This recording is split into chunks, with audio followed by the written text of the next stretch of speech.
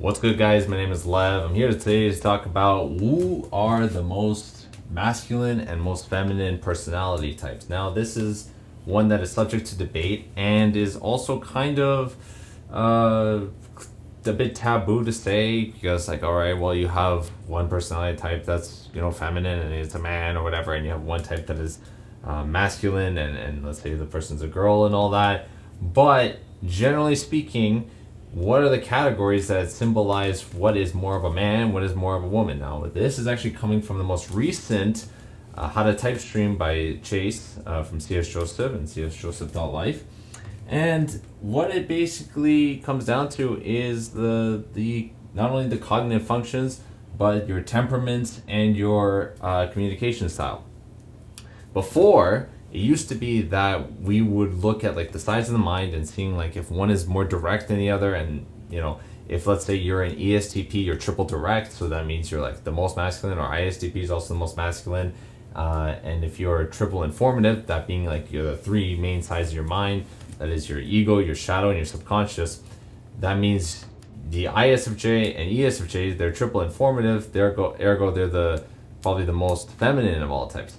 Well, so that was what we thought was the most masculine way and most feminine like types and all that. But here I'm going to be pointing out to you what actually are the most masculine types and feminine types and why it is what it is. Now, before, the hypothesis was that ESTPs were the most masculine types and ISFJs were the most feminine types, and it kind of actually makes sense because we always tend to think that ESTPs are the most alpha of all the types. Whereas the ISFJs, like the stay-at-home mom, they are one-on-one personal with you, really care, empathetic. So, and plus responding is more of a trait of femininity than it is of masculinity, which I'll get to right now. So first point is direct versus informative. Now, direct people, they're straight to the point. They mean what they say what they mean what they say kind of deal, and they don't beat around the bush. Whereas informative types, they kind of like do a little bit of a dance around like the entire topic until they finally, get to the point. That symbolizes more of a feminine trait, and direct is more of a masculine trait. You've seen this in more like masculine men. They don't want to hide. They just want to get to the point, straight to the point kind of deal. Whereas informative is kind of like beating around the bush and also trying to like show you more, gather more information, tends to be more of a feminine kind of trait. Initiating and responding. So masculine here is the initiator. They are the ones who start things and build things and start conversations with you. You've seen this in movies where it's like the guy approaches the girl kind of deal. Whereas the feminine is more of like the responding trait. They're the ones to, they're kind of like more, yes, we've seen that, in group situations, they like to be with friends and all that, but they are the ones who prefer that the man initiates, the man starts. That's more of the masculine kind of trait. Outcome focus. Now, interesting how actually I was about to say DIC, but direct initiating outcome, that's the structure types. So if you're a structure type, you're automatically more masculine than most of the types because they have the outcome versus movement. Outcome is considered to be order. It's masculine in that regard, like in the sides, like the yin and yang, right? I don't know, actually, I don't remember. I have this drawn, but I don't know exactly which one's yin and which one's yang.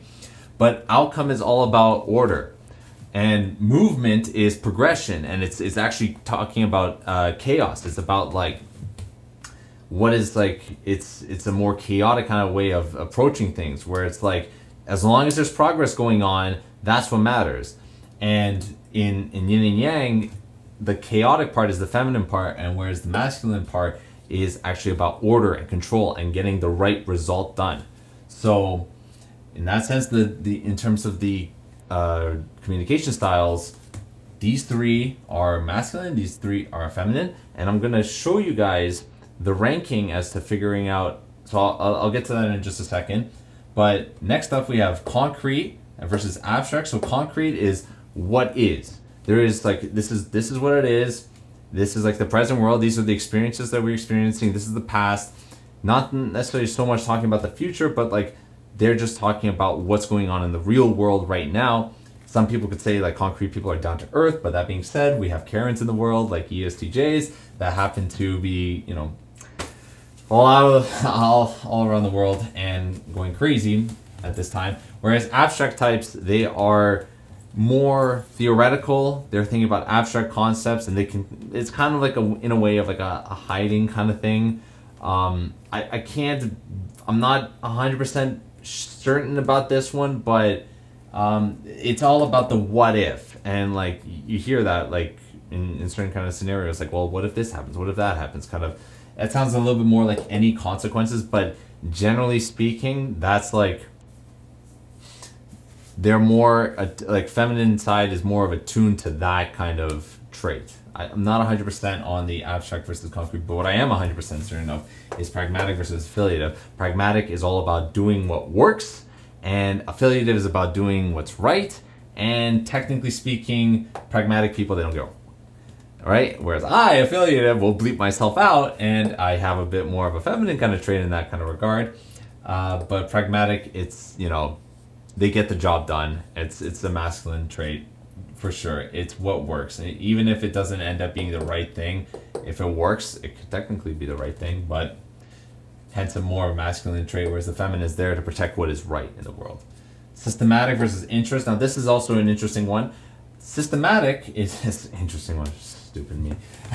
Systematic is all about the best way of doing things, right? Or a system of doing things. And it's not necessarily when it comes to systematic, it's not really about like, can everybody win? It's more about, or can we get a win for everybody? It's more about like, even if like somebody has to take a loss, if it's the best way forward, that's the way we have to do things. Kind of a way, kind of a bit more masculine, rambunctious kind of way, a bit sacrificing of others.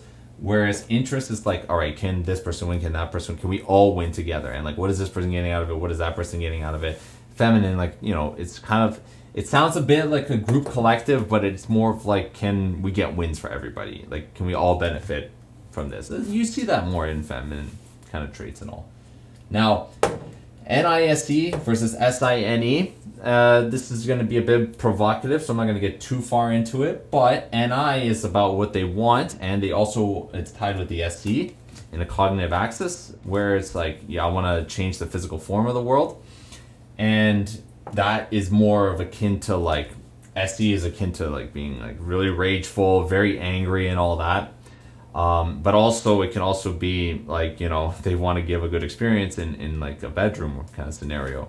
So they're the ones that are going to be more on top, and like the women are just going to be at the bottom kind of deal with the SI user in that sense. And then SI and NE is collective unconscious, I'm pretty sure. And again, it's back to like the what if kind of scenario, thinking about the consequences of things, of what's going on. Whereas NISE, they're not so aware of the consequences. So it's like, it's more of like being in the present moment and getting things done with whatever you can do. It's more of a, I guess, a concrete kind of trait.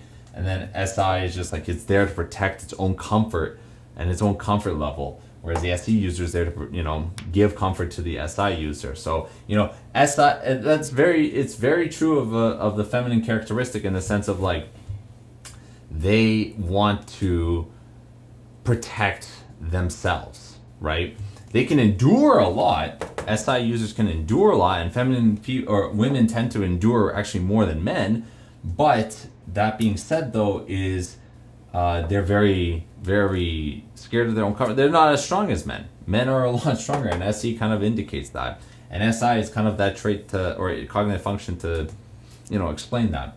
TIFE versus FITE. This is one that I'm kind of a bit skeptical of to put in here, and Chase didn't mention it in the previous live stream, but at the same time, if you think about it, TI is if this then that kind of statements, and they're actually more direct statements, whereas TE is actually more about, it's actually bringing in information. It's like this factoid and that factoid and this reference and that reference and all that.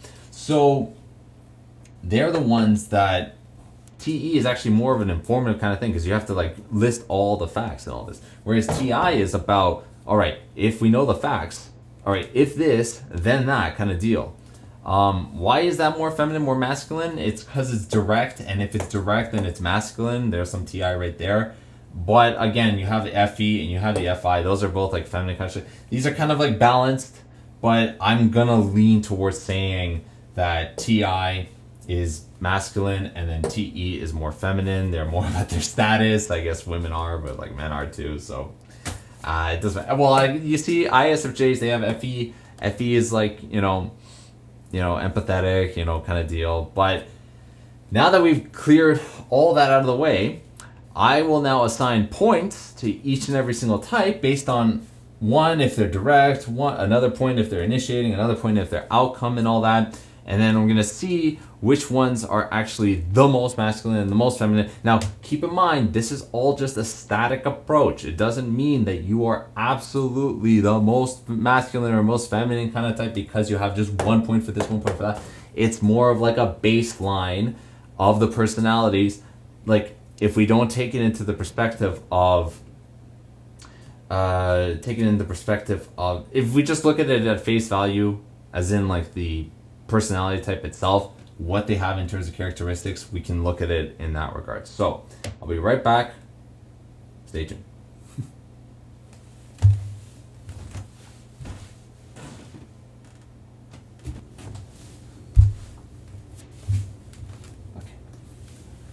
Okay, now I'm back.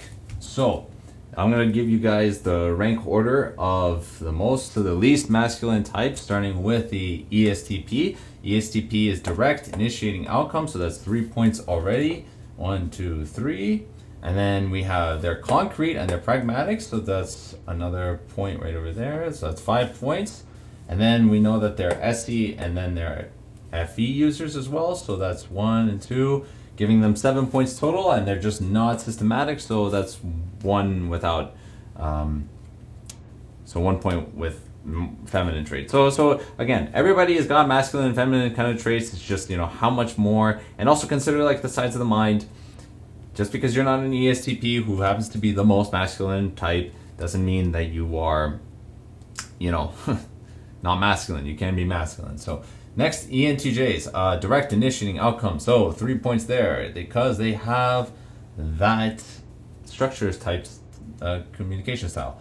Concrete, they are not, but they are pragmatic and they are systematic. So that's another 2 points right there. NISE, that's another point. And then TIFE, they do not have FE. So NTI, they have it in their shadow. So that is 6 points there. So they are, so right now currently sitting, so these people are at first, these are at second.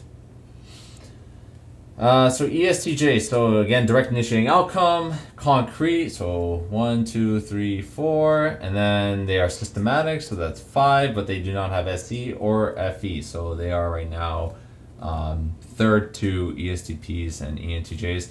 ENFJs, so they are direct, initiating, outcome, 1, 2, 3.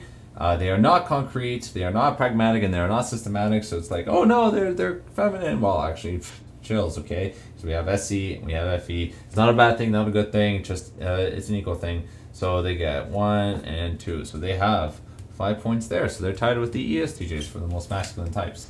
ISTPs, they are direct, they are not initiating, and they're not outcome focused. They are concrete though, so let's give them a point here and a point here. And they are pragmatic, so we got another point there for masculinity. And of course they are SE and FE users, so here we go, that is 5 points there. So these types are tied for third place. Yes, I did the math beforehand. So 3 here. So these are equal. I don't know if it'll look good in the camera. So now ISFPs. ISFPs, they are not direct, they are not initiating, but they are outcomes. So here we go, that's 1 point there. Concrete is another point. Pragmatic, yes. And they are SE users, so that is 4 points there.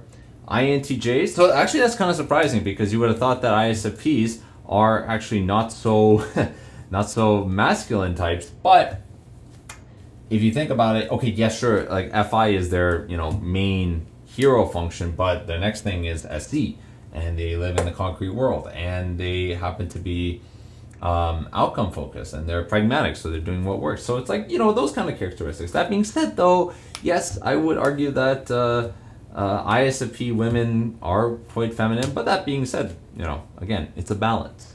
And actually, I would argue that ISFPs are balanced in terms of both masculine and feminine kind of traits, because it's like, well, 4 points here and 4 points for the feminine, so it's like it's it's up to the sex of the person, right? So next, INTJs, they are direct, so point there. Pragmatic, systematic, and SENI. So that's 4 points there. I wanted to do a cross, but I couldn't. ENTPs, they're the ones who are considered double feminine, because they have ENTP ego and ISFJ subconscious, so that means they are informative on those two sides. Some people include the superego, so you'd be considered triple informative, but let's have a look. Direct, they are not. Initiating, yes. Concrete, no, but they are pragmatic, yeah. And then we are looking at systematic, and then TIFE, so that's another 2 points there. ESFJs, now this is an interesting one. ESFJs are the ones that we thought are going to be one of the most feminine kind of types. Being said though, they are initiating, they are concrete, they are systematic, and they have TIFE. Ergo, 1, 2, 3, 4. Interesting, eh? I mean, like, yes, I would argue that, some ESFJ guys are a bit more feminine than, than let's say an ESTP, whatever. But, yeah, hey, if those are masculine traits, again, you know what? Might be, might not be. I'm just having fun here. Let's see how that goes. ESFPs, also a sensitive type, but they are initiating, they are concrete, they are pragmatic, and they have SDNI. So 1, 2, 3, 4. Look at that. Look at all those. They're tied pretty well. INTPs, you're looking at outcome, pragmatic, systematic, and TIFE. That's 1, 2, 3, and 4. Now, this one's kind of crazy. ISFJs, we said, were the ones that are the most feminine of all the types, but ISFJs are similar to ESFJs. Can we see the same kind of pattern here? Concrete, outcome, systematic, and TIFE. You know what that spells? 1, 2, 3, 4. Ooh. Maybe they're not so feminine after all. Maybe, yes, I have considered ISFJ men to be a bit beta, but they're kind of balanced. They have the traits of being both masculine and feminine. Now ISTJ, I would have thought that, would be similar to ESTJs. However, they're direct. Okay, that's 1 point. They're not initiating, they're not outcome. They are concrete, so here we go. They are systematic, but they're not pragmatic, they're not SDNI, and they're not TIFE. That means they're at 3. Whoa. ISTJs are less masculine than ISFJs. That is... Alright. I'm not trying to make this into a cucumber measuring contest, but I'm just saying that, Hey, I'm contemplating right now if I'm an ISTJ, all things considered. But I don't think I am. I think I'm still an ESTJ. So... I also have a bit of beef with ISTJs, so, certain ISTJ from the Daily Wire kind of like comes to mind, if you know what I mean, that I'm just like, but anyways, INFJs. This was another one that I was pretty sure they're more masculine type, but like the women that I know that are INFJs are actually quite feminine. And they're my third highest compatibility, and I can see why after this. Kind of good, has a good polarity between the two of us, but let me explain. They're direct, boom, but they're not initiating, they're not outcome, they're not concrete, they're not pragmatic, they're not systematic, but they're SCNI. Do I have this? I originally thought they only had. Oh wait, no, I did this wrong. Glad I did this. Okay. Direct, yes. They're not initiating, they're not outcome, they're not concrete, they're not pragmatic, they're not systematic, they're SCNI, and they're TIFE. Oh my gosh. I thought that they weren't, they're tied with ISTJs. That's what it was. Okay, now I got it. But it kind of makes sense. ISTJ, secretarial kind of work, counting, yeah, I would see, I mean, they could be the sexy secretary, whatever. I mean, but yeah, it kind of makes sense. Like we're talking about any nemesis, no, any inferior. So they're worried about other people's intentions. They're very afraid of other people's intentions. And INFJs are worried about other people's intentions with their any nemesis. So, yeah. So, looking at this, though, there is a break right here. So, this is 1, 2, 3. So, this is 6th place. Everybody here is tied for 6th. So nice. And there's 7 6s, I think. 1, 2, 3, 4, 5, 6, 7. Woo, sweet. Don't need 6 6s. But anyways, so ISTJ, INFJ. Now ENFPs. Here we go. Direct, no. Initiating, yes. So 1 point for initiating.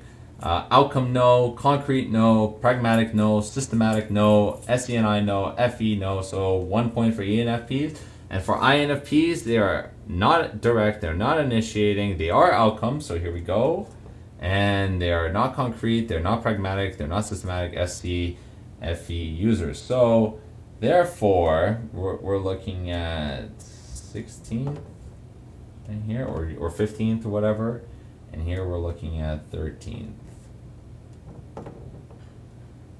So there you go, guys. It's kind of interesting. ENFPs, INFPs being the most feminine out of all the types actually kind of makes sense, I would say, because if I look at Marcia from PewDiePie's wife, right? She's quite feminine, and what does all the INFPs like to do? They like to always be in dreamland. Marilyn Monroe is like that. And then there's always like that stereotype that they're just like, pixie fairies and all this kind of stuff. And interesting how my ESTJ side as well, my ego is a more masculine side, but then like my subconscious is the most feminine side. That's interesting. Well, just have to show it off a little bit more now, don't I? But yeah, interesting. Okay, so what have we found here is that looking at it, ESTPs, ENTJs, they're the alpha dogs. As we've agreed to, or I've agreed to beforehand, I was ESTP for sure. ENTJs for the most alpha, the most abstract out of the abstract types. I agree and all that. But interesting how there is actually a pretty good balance here with most of the types being ISFPs, which surprise is actually a balanced type. INTJs balanced, and again I have to stress this: there's nothing wrong with being more feminine. There's nothing wrong with being more masculine. Have to have both. It is a good thing to have both. Actually, you know what? If you let's also look at it this way. I'm gonna now just start something completely new that I wasn't planning on doing. But let's look at the third highest compatibility for the STJs and the STPs, or more so ESTP and ESTJ. I'm gonna start with that. So ESTP, the most masculine, being with the most feminine with the INFP. That's actually pretty crazy if you think about it. That's like, there's reasons why that actually makes kind of sense. There's a balance there, right? That they take the most masculine, they take the most feminine, and all that, and there's balance to be made there, and hence why they're the most common marriage between the two types. And then you look at ESTJs and INFJs. Again, that's also an interesting fact, is that INFJs and ESTJs, they're the ones that get most married and all that, most common marriage. Yet, ESTJs have 5 points for masculinity, so they can dominate the more masculine side of the relationship, and then the INFJs, the more feminine side, which actually, honestly, I actually see that as a good thing. Maybe what I was intending on marrying before I knew all this kind of stuff, before I knew that the ISTP is actually tied with me in terms of the masculinity, and the ESTP being the most masculine. So, hey, honestly, I don't mind actually dating a more masculine woman. Not necessarily a dandy, seduction style, but a rake, yeah, sure, absolutely. ESTPs and ISTPs do that pretty well. Let's also look at ENFJs and ISTJs. Again, that's third highest relationship compatibility, and the ENFJ would be the more feminine type, or sorry, masculine type, which I would have thought they're more masculine, but letter dichotomy, E and F, that's obviously more feminine and all that, but no. ISTJs are actually more the feminine, and that kind of balances. If you, I would draw, but I just want you to imagine instead like how this looks like. So it's like third, and then you have third highest compatibility, and then here you have another third. ISTPs would be with ENFPs. Hello, holy jumping. Okay, that's kind of crazy, right? Third highest masculine type with the ENFP, which is the lowest masculine type. So it's like, okay, yeah, that's also interesting. It's like, yeah, they have their own kind of domain and all that. So, and then here you have the balance of the types, which is great, because if you look at it, ISFP and ESFJ, golden pair, they have both masculine, equal masculine, but in different kind of categories. That's fantastic. That's awesome. Then you have ESFP and ISFJ as well, a golden pair right there. Or you have INTP and ESFP. Again, third highest compatibility. ISFJ and not ENTPs, God no. Let's see, INTJs and ESFJs. Again, third highest compatibility, but again, balanced. It's interesting there. But for ENTJs, they have INTPs, so that's going to be a more masculine kind of relationship, kind of like the ESTJ and the STPs. So that's interesting. Yeah, I think I basically covered it all. ENTPs and INTJs, again, golden pair, fantastic. ENTPs and ISFPs, again, third highest compatibility. That's great as well. But then if you go ENTP and ENTJ, it's silver, so it's like, very masculine relationship. Thinking who else is silver here? Oh yeah, ESFP and ESFJ. Again, balanced in terms of the masculine sides of their personality types and the size of the minds and all that. So very interesting stuff. Very interesting. It's like, ooh, the ones that are, trying to be, or like the ones that are in balance will be with ones that are high or most compatible are actually ones that are more balanced together. Haha, the balance. But in different kind of ways, right? In terms of masculine and feminine traits, whereas the STPs, STJs are going to be the ones with like one's a polar feminine, one's a polar masculine kind of trait. Incredible. And this is actually, I just thought of it now. It's like, wow. Very interesting to look at it. Okay, let me know what you guys think about this. Maybe I rambled on a bit too long, but I would have to say this is kind of interesting. And please do not judge anybody for being more masculine or more feminine, regardless of the sex that they are. We are just humans. So yeah, just take it for what you will. Okay, relax everybody, relax, love. Have a good night, guys. I'll see you guys later. Cheers.